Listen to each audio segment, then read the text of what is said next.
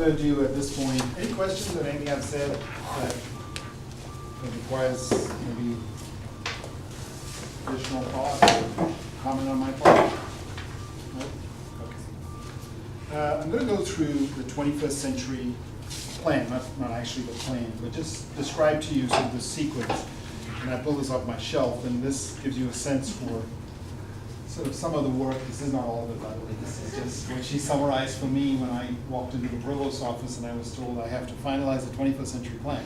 I thought, you know, like a kid in class. I wish I had been paying attention. but I want to give you a sense for, and I had to go back to just to refresh my memory on what we had done. So again, to tell you what the 21st century plan is, it was actually a plan, a process that we went through, the planning process that we went through, starting in 2012, okay, to try and reassess our 2020 plan and determine what we needed to do and what we needed to change in our 2020 plan. That was what we started. So this was all the way back in summer of 2012. So just to give you a sense for how complex, so it was an institutional-wide planning process, and the provost was leading at that time, Dr. Willinghans.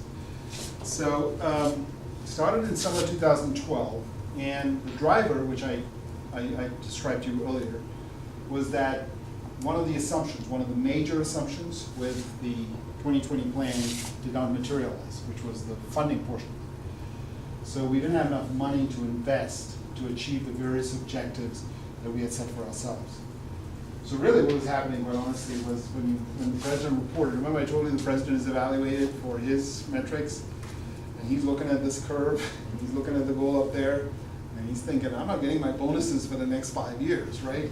Because this is not going to go there. So, I'm just being facetious about it. I'm sure he was more serious about it, but basically that's what it was. And so he wanted to start a conversation with the board of trustees on should we recalibrate?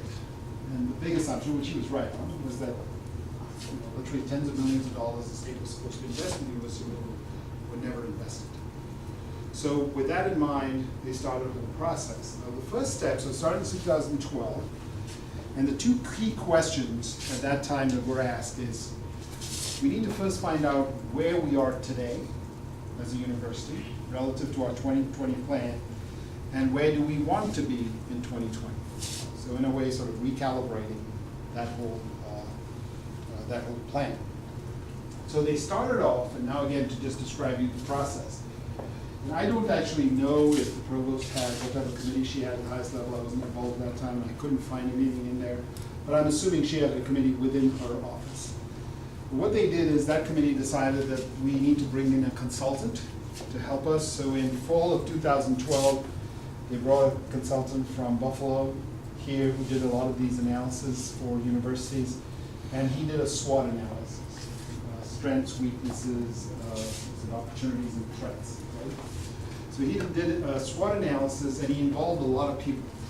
So there was some 800 people who were engaged in this process, and it was various, and I can remember them. There were town hall meetings, there were surveys that were sent out, there were sort of there were meetings with the consultant, with the deans, with the provost group, with the board of trustees, board of overseers. So we got a lot of input on all that, that they thought was strengths, weaknesses, etc.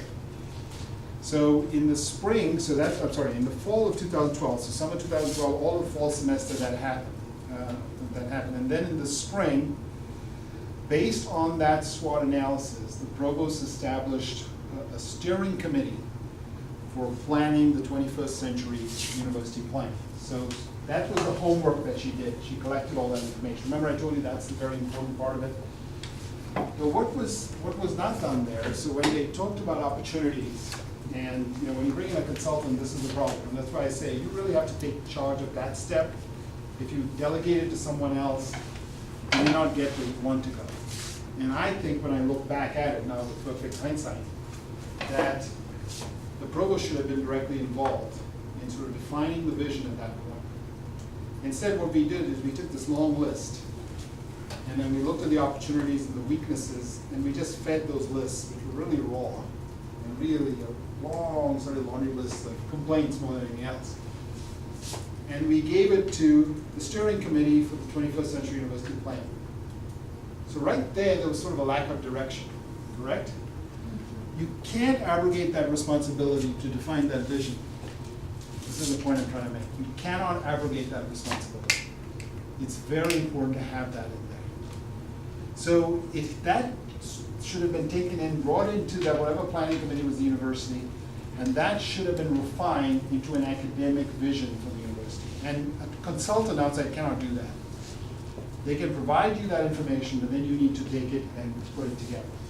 So if I were to critique it, at least for now, with hindsight, if I had to do it again, I would actually have done it somewhat differently. But anyway, it was actually a comprehensive document, so don't get me wrong. The consultant did a lot of work and provided that information. I just don't think it was in the right, it was arranged in a way that helped what happened in the next step. So there was an overall steering committee, and I sat on that committee at that time as Dean of Engineering. But beneath that, there were 4 committees.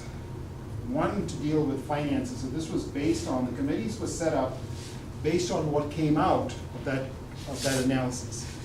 One was on finances, the other was a culture of excellence, the third was academic and research priorities, and then there was a catch-all committee for all the things that were left over which were important, like they included technology, demographics, international, and engagement.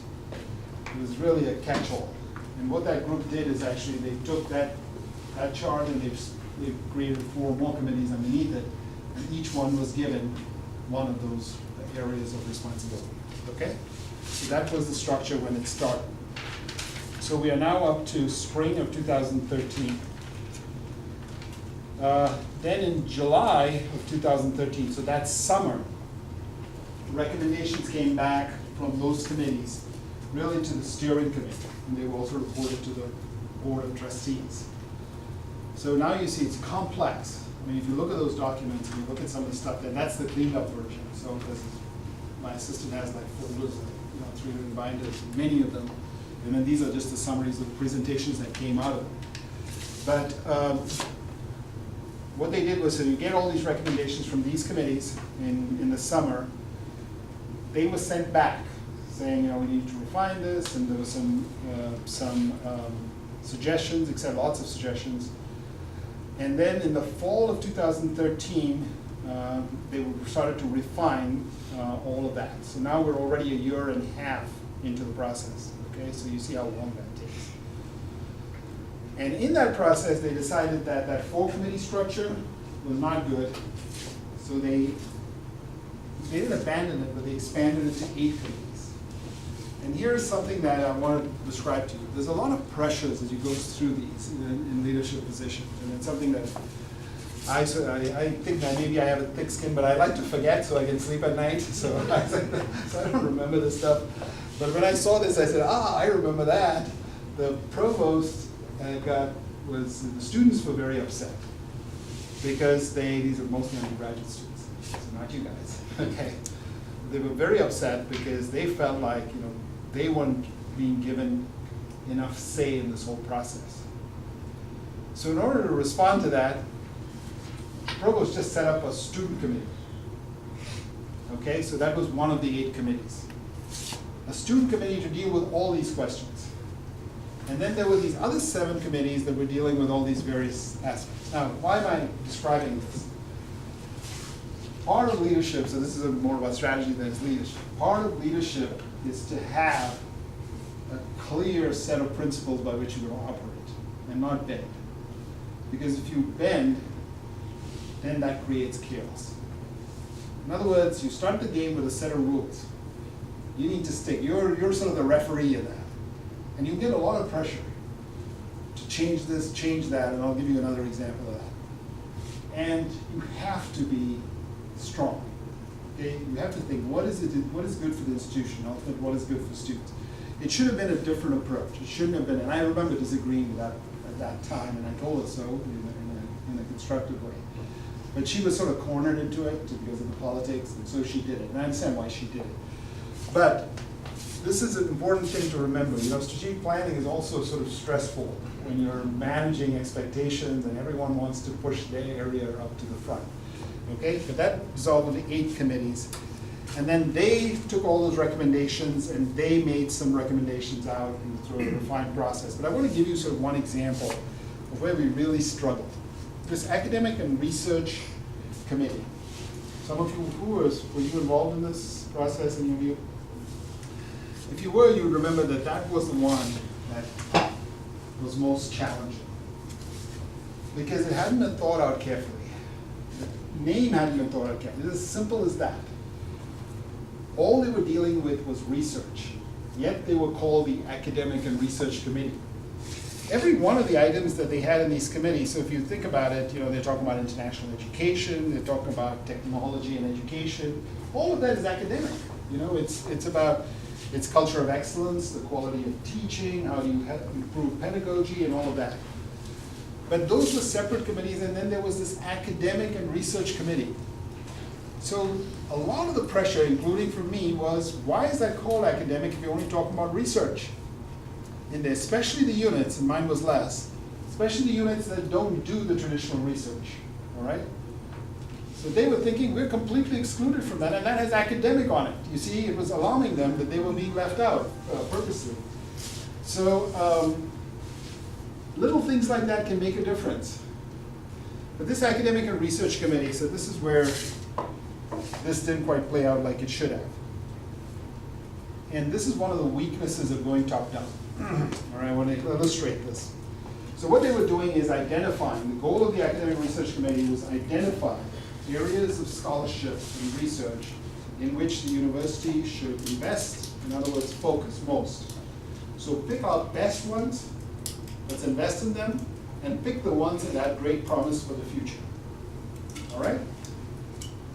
How many of you think you would be comfortable with if you were a provost and wanted to make a decision on where to invest? Give me a number. It's an unfair question. You guys don't have one.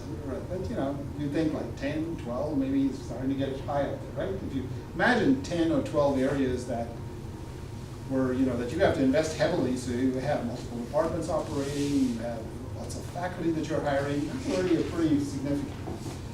Guess how many came out of this? 109. Now, why do you think that happened? Think about sort of how this process. 109 areas for investment. You have to wonder if the number that was left out was smaller than the number that was included, right? This is a priorities exercise. If you come up with a list of 109, there's a problem. Now, why do you think that happened? If you've ever been on these committees, you have to know how they operate. I get a committee, let's say, I form a committee, 4 there, 4 here, 8 people. And I say, all right, what should the research priorities of the university be? Now, you're all in one area, all right? But I'm going to put in there, what is my favorite area? I'll put that on the list. You put yours on the list. And that'll be the list. And then we'll discuss it to end. We'll say, can we merge these two? No, this is separate because you don't quite understand. This is actually different. And then you get the areas of the number of people who are in that committee and all their favorite areas. Those are not necessarily the areas in which the university is strong, in which you have to invest in the future. I hate to say this, but I've been in committees for 31 years, and it always comes out to be the same thing when you talk about research priorities. So that process just doesn't work. So this process of committees works in some cases, and it doesn't work in others. And the reason is whether we like it or not, we have a conflict of interest. All right? And how on earth can you think that education research is more important than my engineering research? There's no way on earth, right? Because I've devoted my whole life to it. Or work in dentistry, it doesn't even come close. And I'm going to argue for that forever because that's who I am. Right? So it doesn't work that way. And that's why the bottom-up approach works better. Because then they give it their best shot as a collective group of people in dentistry, people in education, people in engineering. Somebody else takes care of that decision-making at a higher level who is more removed from it. Again, strong leadership is required. Because then you have to make the tough decisions. So you have to have a set of principles by which you're going to make those decisions. They have to be well communicated. So there are these aspects of strategic planning that you learn when you actually implement these things. And that's the sort of thing that actually leads to successful plans, the ones that fail. Yes? We've talked about this a little bit in class previously, but with that kind of model of someone removed from the entire process and they're making the decisions, is it difficult to determine standardized metrics of success, among all these relatively esoteric, or specific departments? That's actually a good point. It is actually, we are actually, as I said, we're not a homogeneous operation. And a lot of those, when you talk about metrics at the highest level, you have to talk about ones that are common, generally common across all. But you have to require, that doesn't end with those metrics, you have to require levels below you to measure them at levels that make sense, with metrics that make sense at their level. So it's not one set of metrics for the whole institution. So you would expect in all of this that departments have one set of metrics, a subset of those feed up to a college, a subset of those feed up to the university. Okay? So again, allowing subunits to put in their contracts. Yes, exactly. It's very, very important. Otherwise, they won't engage, quite honestly. And decisions of that type are best made locally. Those are the experts in that area. That's why we have them. And we shouldn't try to second guess them. But you can, if you have read widely, if you have wide experiences, you can, based on what you have seen in your experience and what you know from your readings, you can make judgments on which areas should be a priority for the university, even though you may not be in that area. You can. It's not that hard, actually. There's a lot out there that helps you make those decisions. There's a lot of agencies that help you with the decisions, and you can prioritize based on that. Okay, so what happened in this process is, so they went back, and so of course when you came with 109 areas, you should have seen the tables. And what they did was, it's clever. You would say, cancer research is very important. So you think, all right, one area. But underneath that cancer research, there would be bone marrow transplants, this, that. Everyone wanted their name in there, right? So liver cancer is important, and leukemia is important. Each one wants their investment. That's how you got to 107. So they put a big banner for cancer. So that way there were these collections of things. They were trying to reduce the numbers. But even then there were too many groups. There were like 15 categories, and within each of those there were like, about between 4 and 15 areas that were identified. Okay, so the provost sent them back saying, this is nonsense. So she said, go back and do your homework. So they came back with another list. This time they came back with a list, and I'll read it to you. Okay, just to give an example. Arts and expression was the first area for investment. Health and human wellness was the second area for investment. Technology solutions and industry problems was the third area. Sustainability was the fourth, and relationship science was the fifth. If you take all these areas, there's not an area that's excluded from our university. You should invest in the whole university. So they got so vague that it was useless. These are, I'm just giving an example. I can laugh about it now. It wasn't funny when we were starting. It's like, what do we do now? So you see what I'm saying. These are sort of the practical challenges that one faces. Anyway, I'll just wind up here. Then they, we went through a whole process. It actually took forever to get this done. We finally finished it in 2015 summer. So it took 3 full years to get it done. Now, we had a lot of stuff that went on in between that was not the fault of anybody. So I think you could have shaved off at least a year because of that, but it would have taken us 2 years to finish this. So sometimes you have to think about these things, and for example, on this one, on research areas at universities, I will never do it like this again. And what we decided to do, I think, has worked. What we said is, we can't make a decision here, so what we're going to do is we're going to have a process that is going to involve external peer review. So we're going to have a request for proposals. Any one of you who thinks your area is important enough, write a proposal to us. We're going to send it to experts outside the university. They're going to evaluate it, they're going to rank them, and it's going to come back. And that's worked pretty well, actually. Okay, so that's how we took. So we decided, in the strategic plan we said we would invest, but we didn't identify the areas. We identified a process by which we would make those decisions. Okay, that's pretty much all I had on that. I don't know if there's anything else that would be useful on that. And so now we're in the execution phase on that. I've sort of lost track of it now because I have to move to the president's office, but as provost, you know, trying to follow all the things I told you to follow. Dr. Billingsley is now in charge of it, and he's pursuing the plan. And we are doing some budgeting. We have some challenges with data. We're trying to correct all that as we do this, as we implement. So it's not the ideal way to do things. That is, while you're implementing the plan, you're trying to figure all that out. But sometimes, you know, practical necessity makes that a requirement. Okay, that's all I had to say on that. Any questions on anything else? I hope it was useful. I hope you learned something from it. Absolutely. My experience, yes. Yeah, I guess as a leader, especially in a plan as extensive as this, how do you handle like information overload when you're put on the spot for detailed questions, and how do you approach those types of Great question. questions? I don't know if I found the solution to it. Yeah. Like I was in a meeting today, and some of it is also newness when you get in there. And while they say, you know, no question is, you know, a question is never a dumb question, there are many situations where you can't show your ignorance in one of these things because it reflects poorly on the institution. Even though you have a legitimate question and you just started, you don't have the knowledge in the area. So you learn to adjust for that and try to pick up things really quickly on aspects. But it's a great challenge when you start in a position because there's a lot coming at you and your brain can only take in so much. But actually, as it progresses, that becomes part. I mean, you have a lot coming at you when you're a student, right? I mean, but you're able to process that in a certain framework. That's exactly what this is. It's no different. It comes at you, you know, at a high rate. But what you're doing is you're selectively sort of remembering things that you think are important. You get good at that. You get to see what are the key points. You really have to have the ability to take a lot. And different people describe it in different ways. You've got to get to the crux of it and remember that one thing or two things that are important and file that away.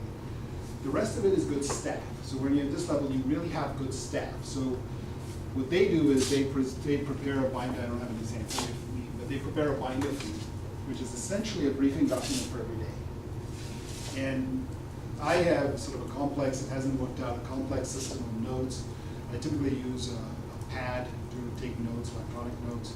So I always have it with me, notes from a previous meeting, so I can, you know, at the meeting I can go back to that. So now, technology helps you quite a bit. But what they do for me is they actually take those, they print it, put it in a folder. So I always have them in my notes from the previous meeting at that meeting. And what you will experience, you know, when you get to these types of positions, is that you've got to be able to change topics widely, very quickly. So you have to, within 2 minutes, either in the gap, usually you don't have any time, go from one meeting to another, you have to actually quickly be able to figure out what it is that this meeting's about, what you need to talk about, what was discussed previously, what you expected them to do. And so when you have good staff, they do that. They summarize it for you.